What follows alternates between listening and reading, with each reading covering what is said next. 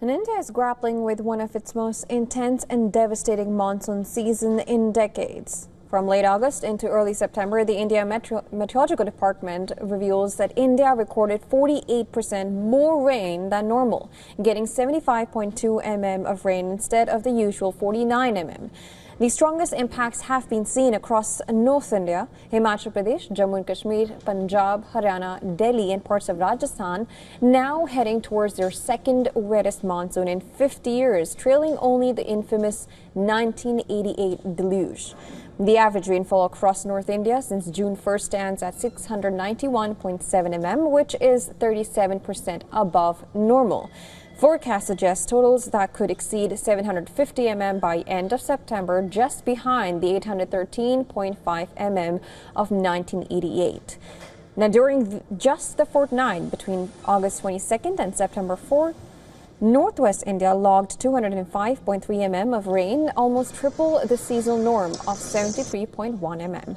The consequences have been catastrophic. Punjab is facing its worst floods in decades with 388, that is about 454% rainfall surplus over successive weeks. Haryana, Delhi, Himachal Pradesh, Jammu and Kashmir, Uttarakhand and West Rajasthan have also reported extreme surpluses, and across the region, villages are submerged, highways impassable, crops ruined and tragically lives lost. Now in Delhi, at least 55 families were rescued from Badarpur village in Ghaziabad district of Uttar Pradesh after the Yamuna swelled suddenly due to water being released from the barrage in Haryana. The National Disaster Response Force helped evacuate dozens of families. The Yamuna River stood at about 207.33 meters at Delhi's old railway bridge. This is about 7 a.m. local time today, which is slightly down from the season's peak of 207.48 meters recorded a day earlier. Now, officials have said levels are expected to recede further during the day.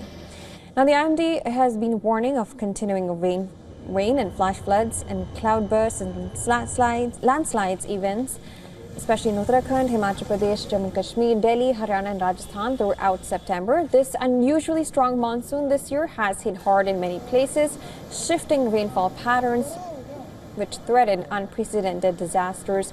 India is facing a continued period of weather-related volatility.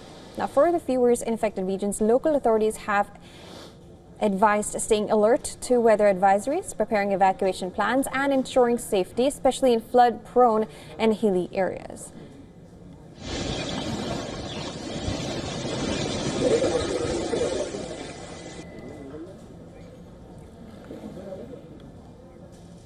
Well, to give us more details, our senior special correspondent Idris Loan is joining us live from Srinagar. Let's talk to him. Thank you so much, Idris, for joining us right now. We know that the Jhelum River has somehow receded. Yesterday, it was in full flow.